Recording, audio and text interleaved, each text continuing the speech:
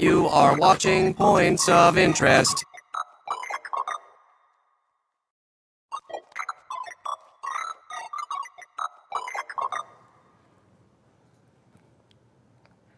Hi guys, and welcome to Points of Interest, episode 19. Thank you, Herotron, for making a little appearance and telling us how. I seriously am never going to get over how super cute that guy is. He's adorable. I love him. You guys are just like, okay, yeah, he's fantastic. He is. I'm absolutely crazy about him. So we are talking about Hilux today. You guys have been reading about them all week, and we're going to talk about them a little bit and show a little bit. I have Matthew Medina with me, our content designer, and Andy McLeod, game designer. So let's start, and I'll let you guys introduce yourselves. Matthew? Okay. Yeah, so I'm Matthew Medina. I'm content designer. Specifically, I'm working on story instances for Heart of Thorns. So what we do is we take the characters and the creatures that we get, and we put them together into the instances that you would play through for progressing the storyline. Awesome. And Andy? I'm Andrew McLeod. I've largely worked on game systems, and one of the big things I worked on is the creatures for Heart of Thorns and some of our new living world content, such as the new Mordremoth Minions and more recently the Wyvern and the Hilux. So I accidentally ran into some of the new Mordremoth Minions this morning. Those are going to be fun when we're ready to look at those. Yeah. Today, though, you're on the rewards team right now, so Yes. that means I'll probably bring you back in later. But before, you were on the creature team for Hilux, so let's just go ahead and start with you because you have some really, really neat stuff.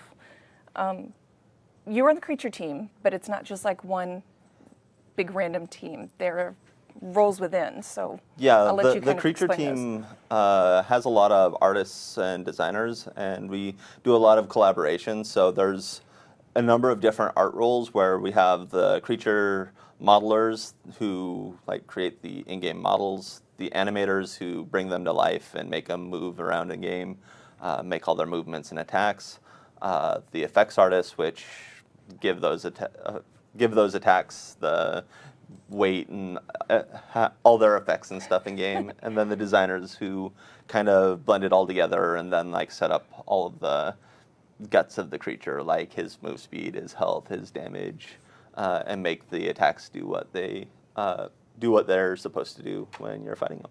I'm distracted now by the thought of somebody making the actual guts of the creature, which is a very different game. Okay, so now that I've thrown you under the bus and I'm like, hey, okay, describe the entire team to me, we'll move on to your part specifically, so you know a little more about that one. So my part is, we'll go, when we're making a creature, we'll have a brainstorming meeting where we say, hey, what do we want this creature to do? And then as a designer, I kind of try and make a cohesive creature, figure out how his skills work together, and then go in and actually script those skills to make it so, hey, when he swings his hammer, he hits you and he knocks you down. And so we've actually got some video of the Nuhoch and Itzel fights. So what if we look at those and you can kind of help us sounds good. Realize how many different bits and pieces. All right, I'll let you. All right, so we kind of had a couple themes that we were going for. So the Nuhoch are really big, meaty guys, and so we tried to reflect that in their combat. So they generally move kind of slow, but they have these big, weighty attacks that you can see what they're doing. And then I love this. This is the greatest animation ever. It is. You guys are amazing.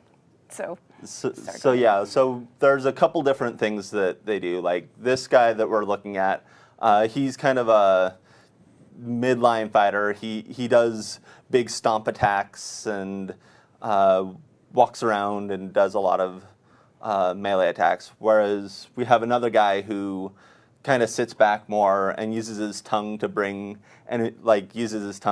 to grab enemies and bring them to him. And then he's also the guy that does the belly flop attack that has been brought up in the blog posts and stuff, where he'll leap and use his mass to come down on top of you and flatten enemies.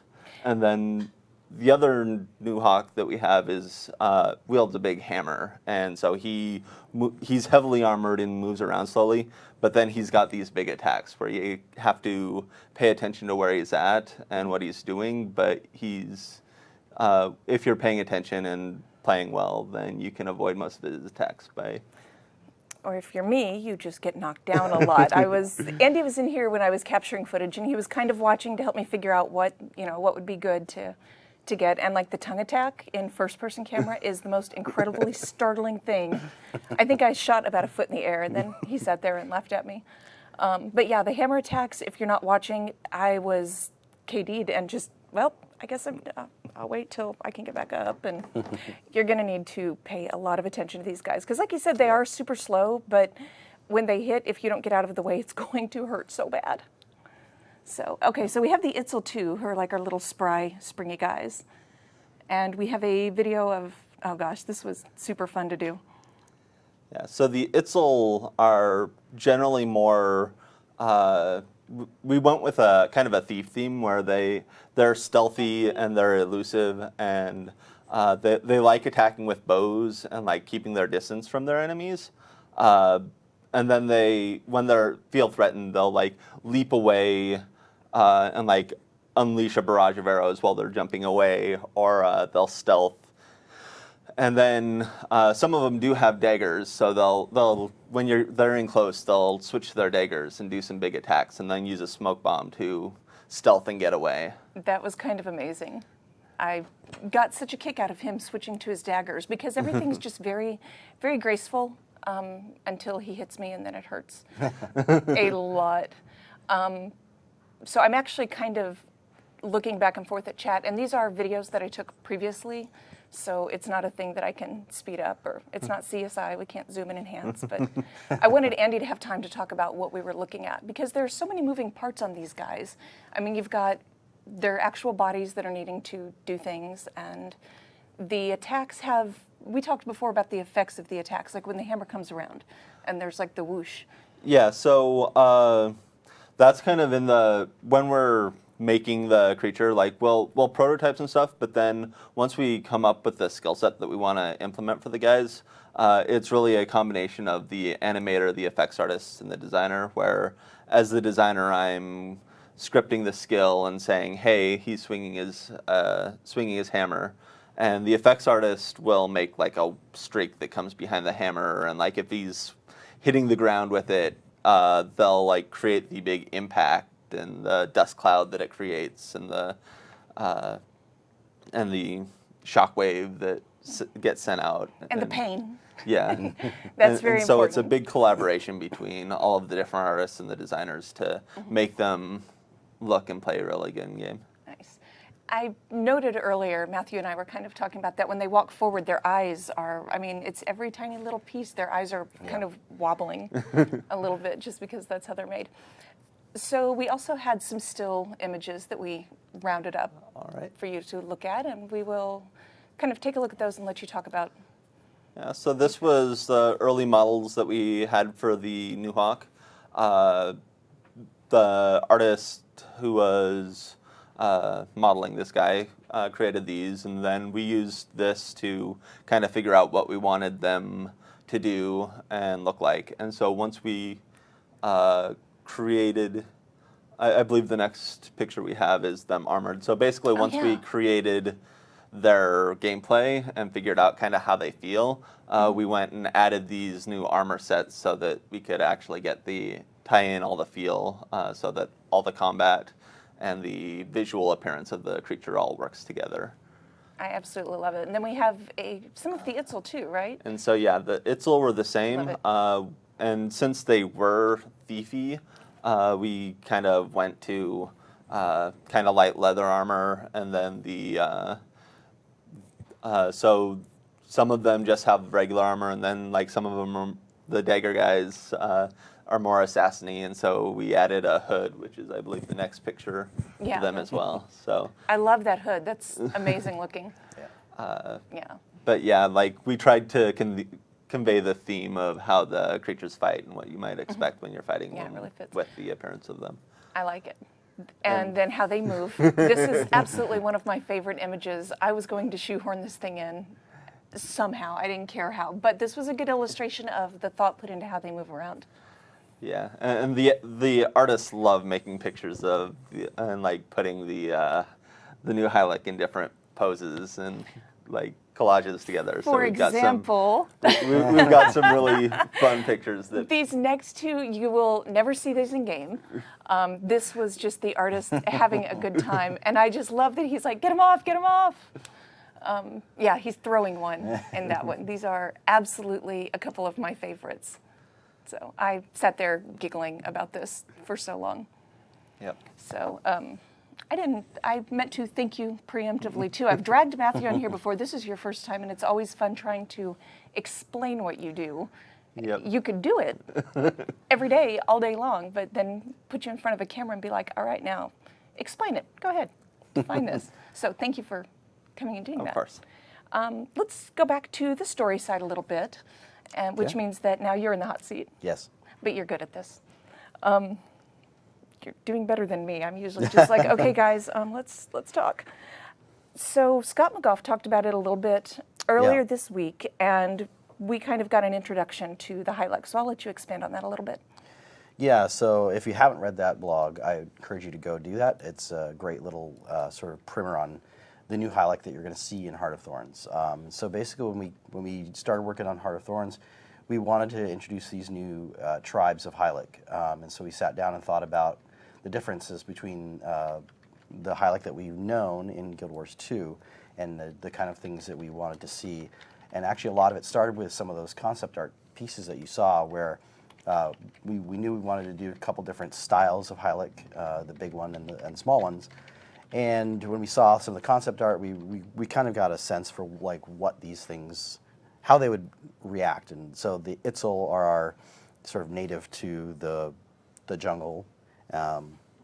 They've been here for quite some time, and they're very much a carefree.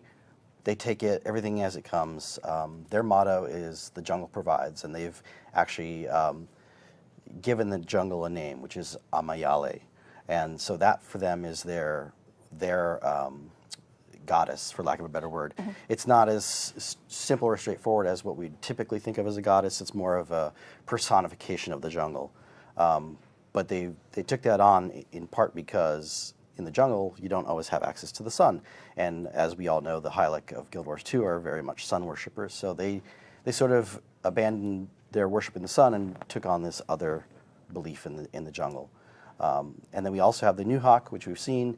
They're a little bit more recent to the jungle. They've come over looking for new grounds, and they met up with the Itzel, and they had a couple of run-ins, but then there was a Nuhoch and Itzel who sort of teamed up and found that, hey, this is something that could actually work for us, because the Itzel got big muscle and brawn, which is always good to have around.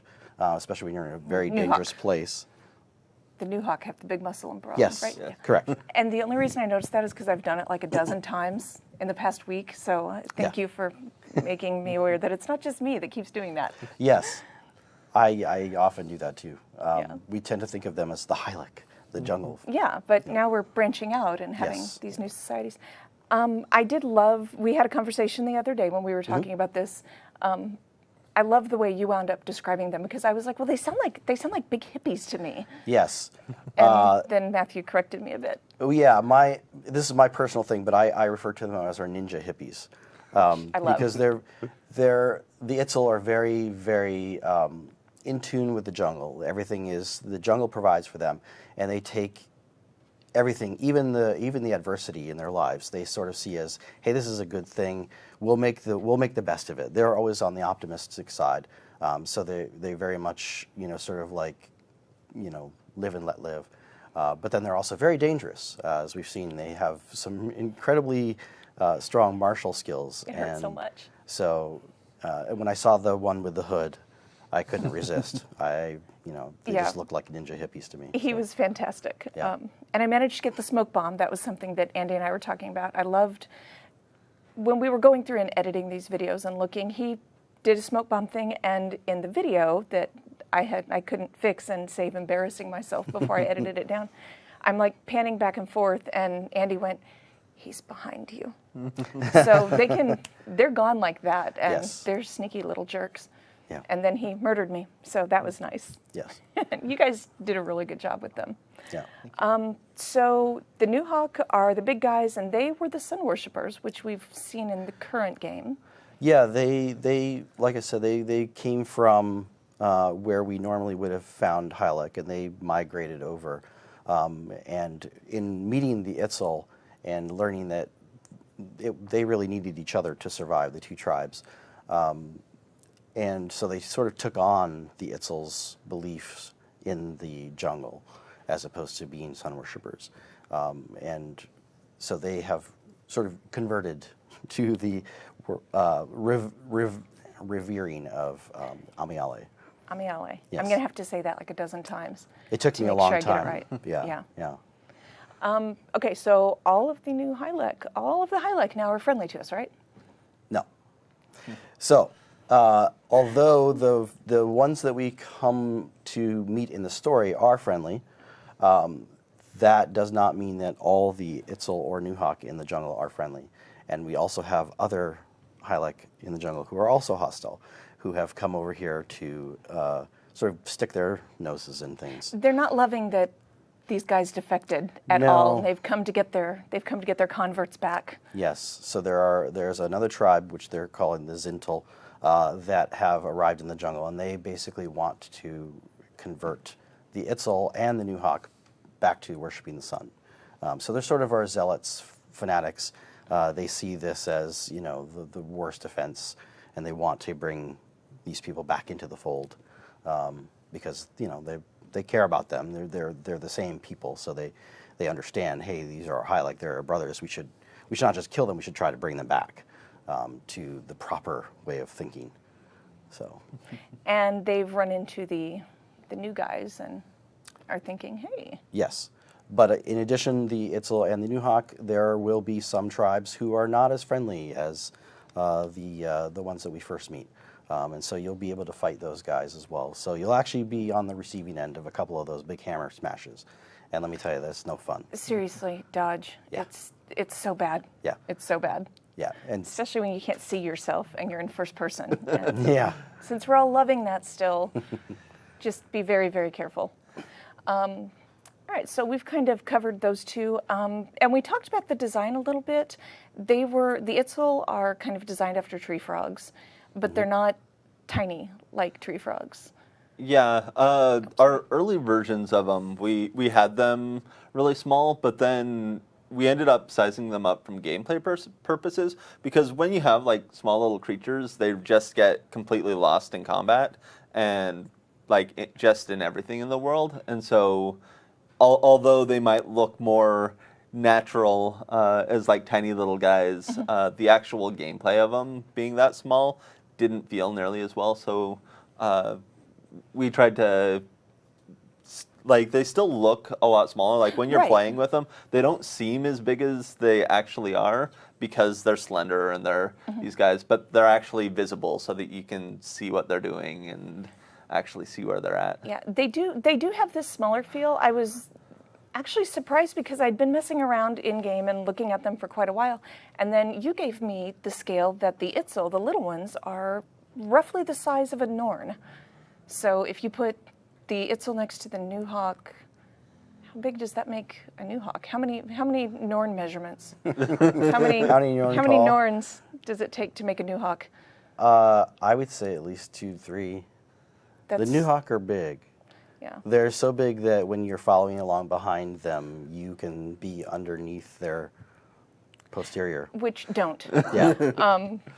I'm kind of contemplating whether or not Norn as a unit of measurement is like better than bare bow mouth, or I don't know. We use it internally. We often refer to how many Norn Norns? tall. How many as a Norn character. tall? Yeah. Okay, so an Itzel is roughly 1 Norn tall, and the Nuhoch is 2.5 Norn? That's probably safe, yeah. Okay, so there's your Norn measurement Yeah. math for the day. So I have a question for you guys that I deliberately did not tell that I was going to ask you. All right. surprises. What's your favorite thing about the Itzel and the Nuhoch? Matthew, you're sitting closest to me, so you get picked on. Okay. My favorite thing about the new Hilux, I think it would have to be their home in the trees. It's so cool. It is one of the more beautiful. The first time I saw it, I mean, this goes back. I don't know if they still have this at Disneyland, but when I was growing up as a kid, they had this big treehouse. Davy Was it the Crockett's. Robinson? Oh, okay. Robinson Crusoe. Yes, that's what Robinson it is. Family Treehouse. Yes. Yeah, Robinson Family Treehouse. I love that as a kid. Like, I spent hours in there. That And was when I such a when I got fun into Heart attraction. of Thorns for the first time in that map, and I saw the tree village being built, I was like, "This is the treehouse!" And so I ran around the. So I just love it, and it's evolved even more beautiful over time, to the point now where it's just like I'm so glad that I get to work in that environment. So I that's did not my make favorite the thing. Robinson Family Treehouse connection, and I can't see it otherwise. Yeah. Oh my gosh, that's cool. awesome. What about you, Andy? I'd have to go with the animations. Our animators did an awesome job with them, and They just did. like even beyond like the combat animations, just like their idle animations and their They're fidgets, fantastic, yeah. where like the new hawk will like look around and find a beetle he wants to eat, or just like all the little character that that the animators gave to him, like just is fantastic. Yeah, I really, really love it. They've done such a good job. I was really excited. You guys have got to see me behind the scenes be really excited when I see this stuff for the first time. But the Itzel, was he deliberately backflipping or did he get thrown? He's deliberately backflips. He does like one of his skills is he's leaps away from the enemies and just like kind of does a big backflip while he's shooting arrows at you. I didn't catch him shooting arrows. That's amazing. That's And there's- awesome. I love it. There's one that is my favorite, where the bullfrog cleans his eye, but he does it the way that a big fat toad would do it. You know, he gets the tongue out and I don't like it's looking at that awesome. either when It's an brilliant. actual big fat toad does Yeah. it. But yes, a very good job on the animation. It Yeah. just makes my eyes water. I'm like over here going, You mentioned we were talking about the backflip a little bit, and that was a difference that I had noticed. Speaking of the animations, when the Itzel do their backflip, it's very nimble and light, and when the Nuhoch jump or fall backward, it is like ground shaking. Yeah. It feels heavier, which I think is a good indication of how well the creature team did. So Absolutely, kudos to you guys. Thank you. Yeah. So, well, that is our first look at the Hilux in-game, and we got to see some in-game video. This is actually the Swiss Family Treehouse behind us. Yes, a it little is. chunk A of little it. piece of it, yeah. Yeah, it is absolutely gorgeous. You're right. I've been loving running around the rope bridges, and Yeah. you guys are going to have some cool stuff to explore. Absolutely. Yeah. So, Just don't fall. You Well, could. you will. I mean, I mean, make You sure will. you've got your glider ready. If This you is do. true. make sure you got your. So I did not. A story from when I was capturing this. I was in first-person view, so I couldn't see, and I was focused really hard on getting that Itzel. He shot his arrow, and I dodged backwards, right off a cliff. And it was a good time. It just, Yes. and you're just sitting there going, "Well, guess we're done here. There's nothing else I can do." Yeah. So, well, I want to tell you guys, thank you very much for coming and hanging out. Sure. We are going to take a little look at a couple fan projects, a couple pieces of fan work Cool. that we had picked out. And then if you guys really liked the little programmer droid at the beginning that was thanking you for points of interest and want to know how you could get one, you can't really get one, but you could be one. I will show you in a couple minutes how to get an everlasting programmer droid tonic. Ooh. Not you guys, because Oh. you're disqualified, but you could look at one. Okay. Okay. Well, I let's wanna see look pictures. at our first piece of fan art, and this is absolutely one of my favorites. I love the look. This is such an unusual take. This is from, I'm going to butcher your name, and I'm really sorry. I think it's Hunalicious. I like the little licious edition, but she Very said nice. this is Donna Neon, Norn, Mesmer, and Diva. She had a blast with the colors. And it's just, the whole retro look is such a look that you don't see. No, I want that And- skirt for my Mesmer. Go talk to Yeah, Curtis. no, I'm going to have to go right after Go this. talk to the artists and knock see. on some doors. Look, we have this thing. I love the yellow lining, and I love the weapon that she gave her. Yeah. So that one is absolutely one of my favorites. I saw that and just thought, I need to do something with that. Let's peek at the next one. I love real world fan work. Yeah. This one is from GW2 Tokyo. Cool. And they said, I managed to finish a bust of my main. This is their main character in game. Very We nice. also have that. Took a little while, and I did it as a side project. My side projects are like, I wish I could get this room picked up, and somebody wouldn't come mess it up. So this is incredibly impressive to me. It's just a little side thing. Yeah. Yeah, the detail work on that is really fantastic. Yeah, I'm still just completely blown away that this is just a thing I did in my spare time. Like, I'll just make this because it's kind of cool. And the last one is possibly one of my favorites because it's like everything. It's all these bits and pieces except for that amazing legendary that my thief has. This one's from Marie, and I also dig her DeviantArt name, Some Soulless Redhead. Oh, very nice. Which kills me. So, and then I think it was it Andy that was like, well, duh, gingers don't have souls. Thanks, man. Oh, gosh. That's awesome. But she seems to be proving us. But she did really amazing work. Yeah, I've tried painting wings before. It is not Really? easy. It's not easy. Is it just, it looks like it would be super time consuming. Yeah, you have to have patience. So Well, kudos. there's That's my very, problem. very nice. Yeah, that is kind of awesome. Yeah. So thank you guys. If you want to show us what you're working on, you can always go to the Guild Wars 2 Tumblr and click on the submit button and let us see what you were working on. Absolutely. So thank you guys very, very much for hanging out. We're going to have Hugh over here for PvP 101 and the latest details of how I've embarrassed myself in PvP. But first we have a short video about an Overwolf app contest that we are in the middle of. You still have almost a month to work on this, but that is how you're going to get that little golem tonic. Cool. So let's show that, and then we will be right back with you.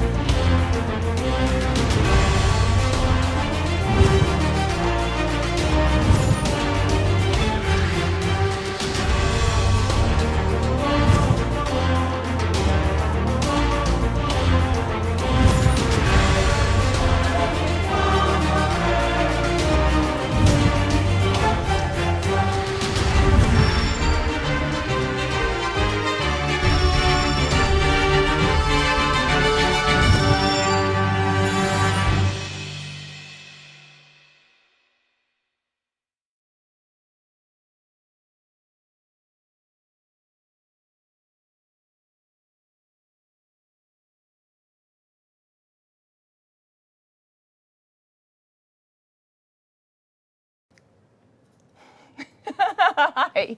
How's it going? Well, that was, I'm amused.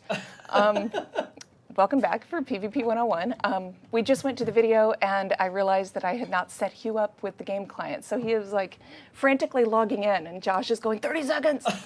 So Where's your sense of urgency? I don't know. I didn't bring my sense of urgency. So Josh will give me one. Yes, perfect. Yes, we're all good. So welcome back. Yep, put this on too. Why not? Why not actually Ew. hear me in the process? Oh man, we're in there right now, guys. I'm back. Hugh, welcome to PvP 101. We're ready now. We're ready. Thank you. Now we can hear you. That was amazing because I didn't even notice. Neither did I. Yeah.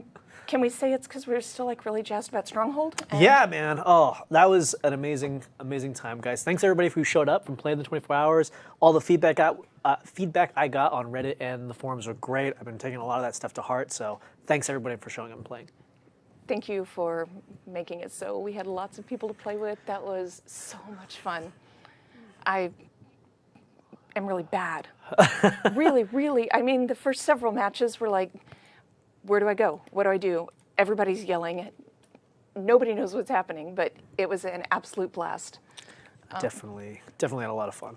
Yeah, I think the first match, I finally like sucked it up and accepted that I was going to embarrass myself in front of people, which I sort of hate doing. And that first match, we won 310 to 315.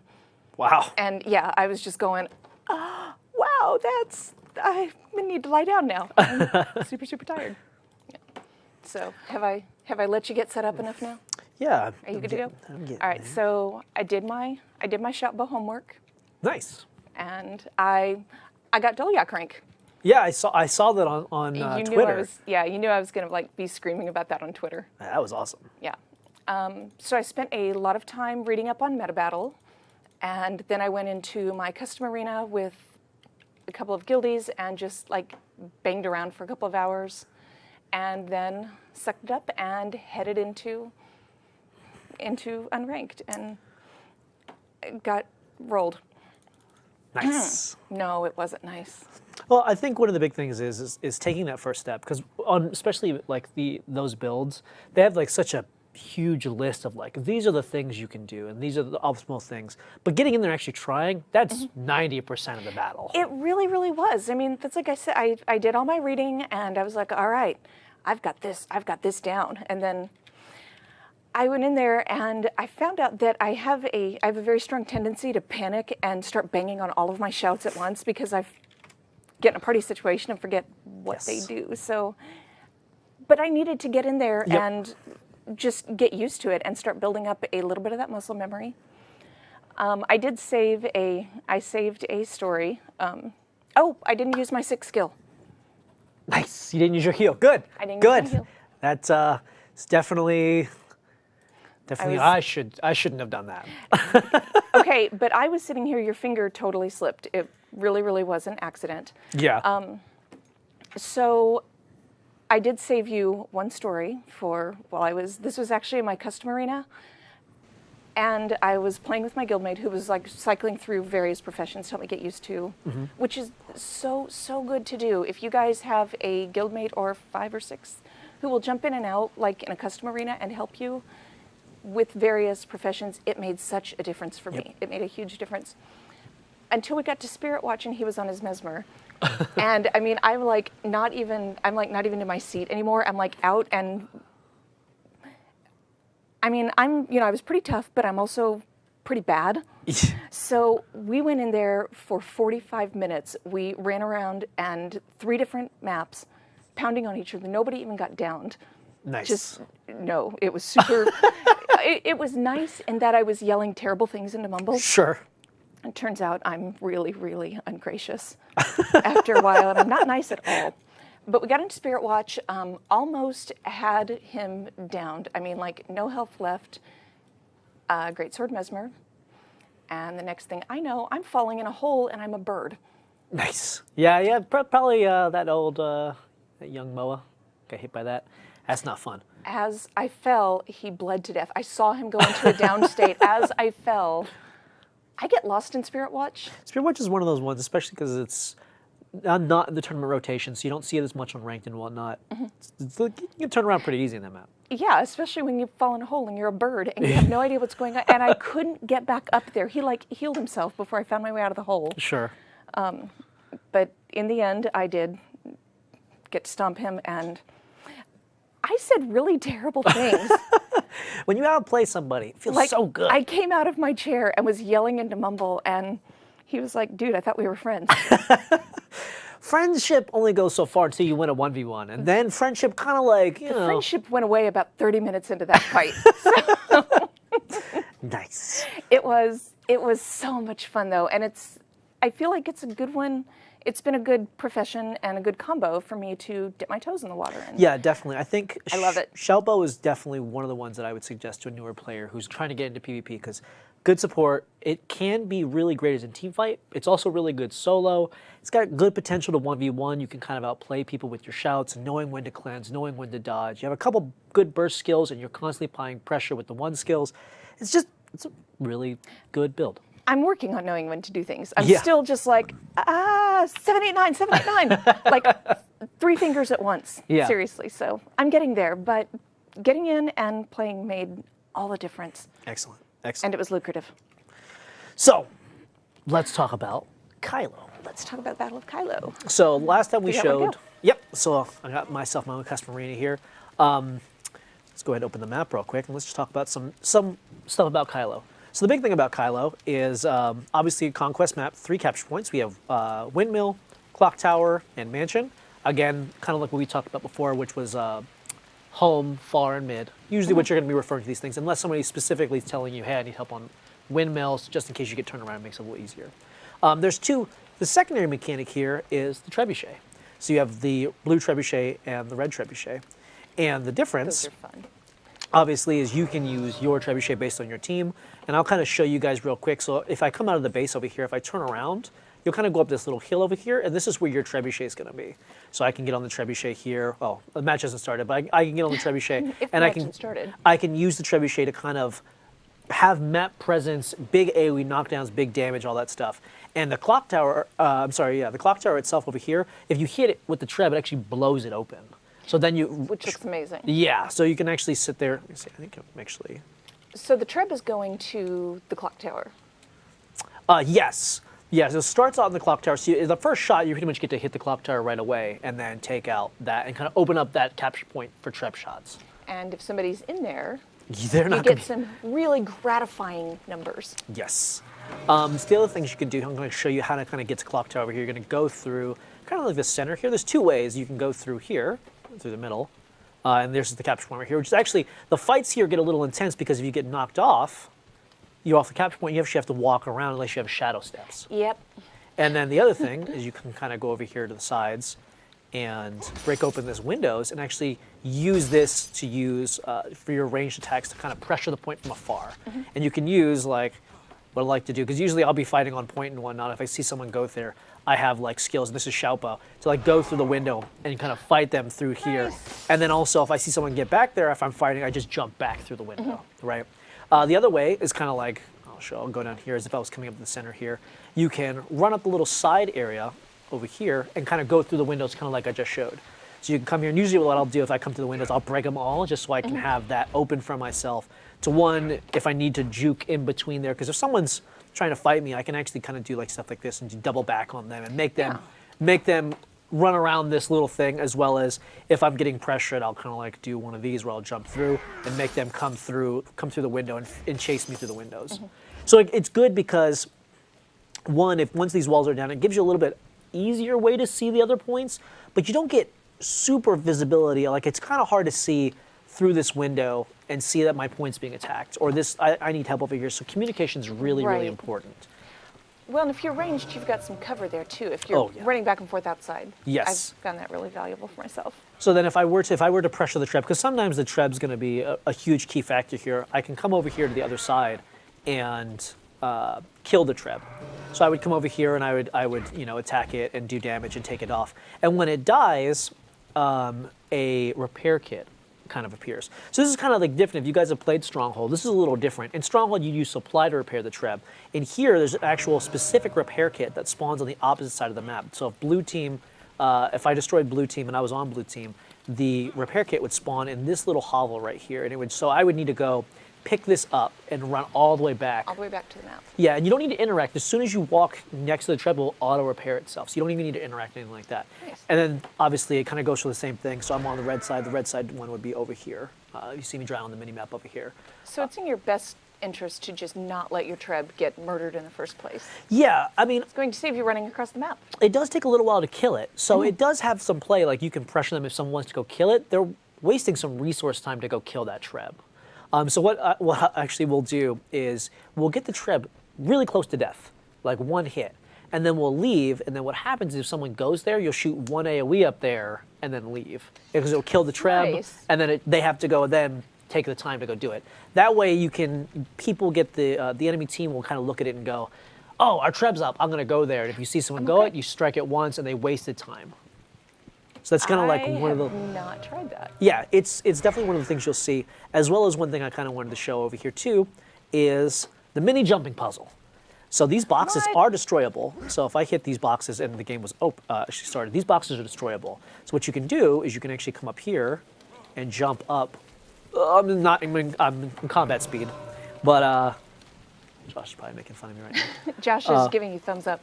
So, but yeah, you can That was jump up kind here of and actually get up here as a quick thing. So if you're on the other team and you don't want them to be using this, you can actually come over here and kill these boxes and kind of stop the jumping puzzle and make them have to use skills to get over here to this side. So that's actually one of the common things. If we have someone running far, you just kill those boxes. Nice. That way they can't have that quick access to mid. Oh, guess what I'm going to do? Yeah, and on this side, I think it's actually a little easier. So let's see. So you can do it 2 ways. You can use the boxes and kind of jump up that way. Or the more common thing is you use this over here, and then you use swiftness and whatnot, and jump up over this, like me being a bad. But yeah, you'll use this as your happy way to get up here, and then you can get up here that way. So there's a couple different like little mini jumping puzzles you can use to kind of traverse from the points to mid quicker. But you can see if you get in combat speed, someone cripples you, or someone's up on this ledge shooting you, it's going to be harder to get those things. But use those. Extremely cool. Yeah, use those things to your advantage. Another thing you'll see too is, again, these boxes. You can use these to get in combat, and I use them to get in combat and build adrenaline. So like I'll sit here and only hit them a couple times and stay in combat, and have, if I had Signet of Rage and whatnot, I would actually start building adrenaline. So that way if someone's coming up here, I can kind of build some adrenaline and stay in combat before they get there. So little things like that you can see, as well as like all the mini little juke spots like behind this ledge right here to block projectiles, and lots of little things you'll see some of the players. And that's why I encourage you guys. I'm just kind of showing you a quick overview of the map. Yeah. Little jump spots, things like that to get you familiar with the map. But once you play in here and you really start seeing all the little things that you can do on the map, like this is great when you're actually like, if you're on far point or home point, you can actually use this to kind of like watch the enemy's base. So you can be like, oh, okay, we got one guy coming out of base here and going to mid. And I'm like, oh, this guy's going to far point. I'm going to run back over here real quick and meet him halfway. So you can see, instead of like standing on a point, because I see a lot of players, especially new players, when they get a point, they'll stand on it because they want to make sure no one takes it. But if you have decent map awareness as well as communication, you can do stuff where you come off point a little bit and kind of like watch the enemy base for respawns, or kind of look at mid from afar and watch people. And then with especially Shoutbow specifically, I have skills to get back to the point fairly quickly so it doesn't get decapped and whatnot. So utilize that stuff, guys. Really look at your skills and the map itself, because you'll see all kinds of fun stuff you can do in this map. And of course, the Treb actually blows some of these buildings up as well, so you can stop people from having access to these jump points and stuff like that by using the Treb. So I've been running around, I mean, like, using the Treb and taking out whoever's in the center is the most complicated I've gotten. That's as fancy as I've gotten. I actually had no idea that some of this stuff was here, so I'm excited to get in and try it. Yeah, I encourage all you guys to like come into like one of these custom arenas, jump on the jumping puzzles, do like this kind of stuff real quick, just to try it, because you'd be surprised how much this gains you when you do stuff like that. And you're like, hey, I need help mid, and you can get to mid really quick.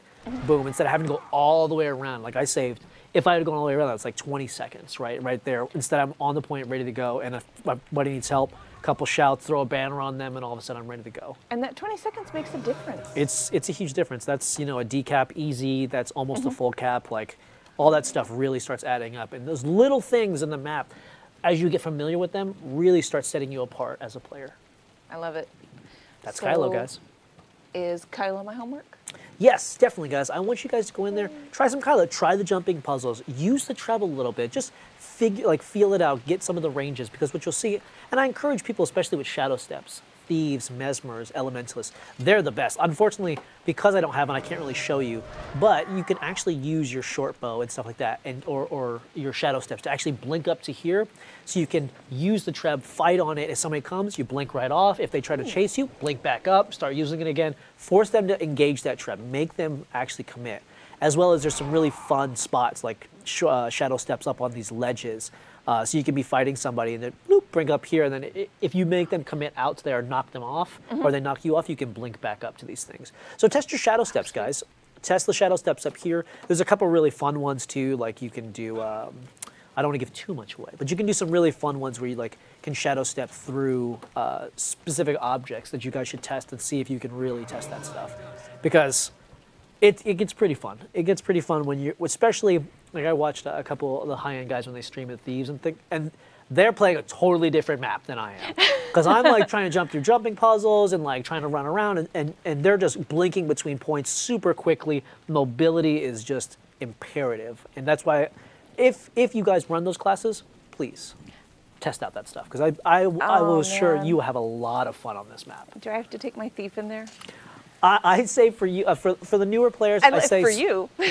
Well, for me, I stick with Shoutbow. I think it's a fun experience, and for the newer players, I think that's a better experience for you guys overall. But if you guys feel confident in your Shadow Step classes, your Thief, your Mesmer, go in here and just go haywire, man. It's a lot of fun. It's a lot of fun. Maybe Elementalist then. Yeah, Elementalist definitely is another good one. Maybe I'll just stick with my Shoutbow a little bit longer. I definitely stay with that. All right, so I will do some Kylo practice. Yeah, please, guys. I definitely say that. Awesome. And then next week, I'm going Guardian. Are you? Yeah, Guardian's the next one, guys. I had a lot of people talk about Meditation Guardian and whatnot. It's the other class I play, so those hurt. Oh. So I'll be going over Meditation Guardian next week, guys. But Kylo is this week's. All right, so I will practice Kylo. You start thinking about how to tell me how not to die horribly to a Meditation Guardian. Yes. Because they hurt. Yes, I will definitely. I'm really excited about that one. A lot of people really asked me about that one, so. Awesome. Thank you very much, Hugh. Thanks for having me on. Thank you guys for watching POI. We will be back with Points of Interest on May 1st, 2 weeks from now. Nice. Next week is Ready Up with Josh. Good old Josh behind Josh is like, what? Behind the camera over there. Josh, you have a show in a week. Excellent. Thank you, guys. See you in 2 weeks. Thanks, guys. Generating thanks for watching Points of Interest.